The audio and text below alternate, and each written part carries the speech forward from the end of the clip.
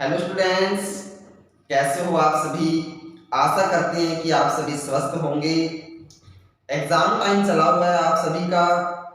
आशा है कि आप सभी के जो एग्जाम हैं वो अच्छे से हो रहे हैं।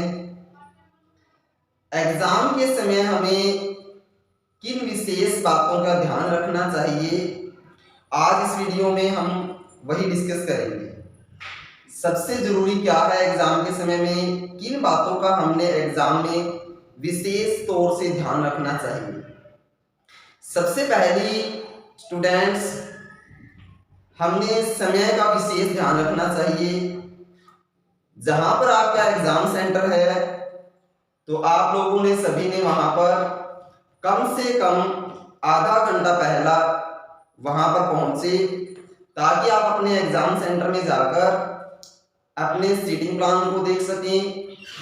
कौन से रूम में आपका रोल नंबर आया है, उस रूम में जाके आप अपनी सीट को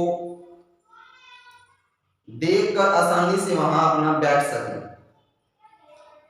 दूसरी जरूरी चीज है स्टूडेंट्स, जब भी आपको आंसर शीट मिलती है, एग्जामिनर आपको आंसर शीट देता है, तो उस समय हमें किन बातों का ध्यान रखना चाहिए।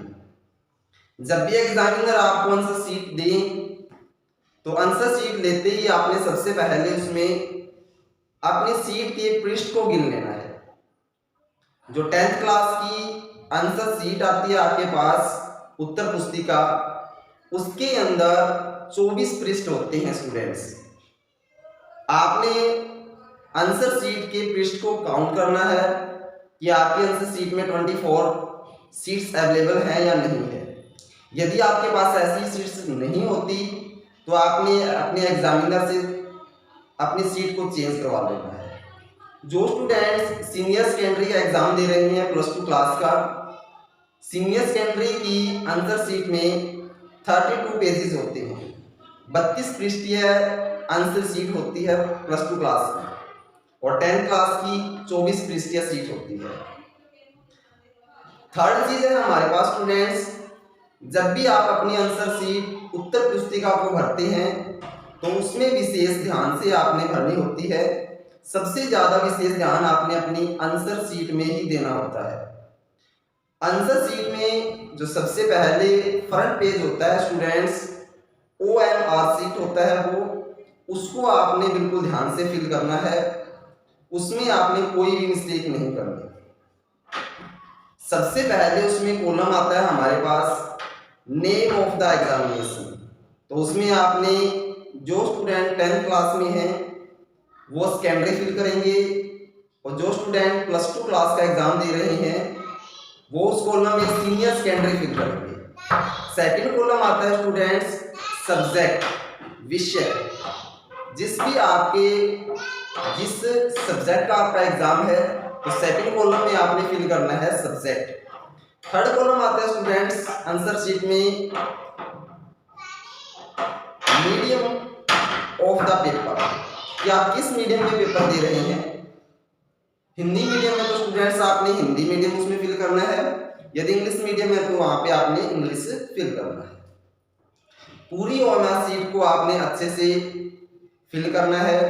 यदि आपको स्टूडेंट्स OMR शीट फिल नहीं करनी आती तो जो एग्जामिनर आपके एग्जाम ले रहा है उसकी हेल्प से आपने पूरी OMR शीट को अच्छे से फिल करना है। OMR शीट कैसे फिल की जाती है, इसके लिए भी हम आपके लिए अलग से एक वीडियो बनाएंगे, जिससे आप आसानी से OMR शीट फिल करना सीख जाओगे।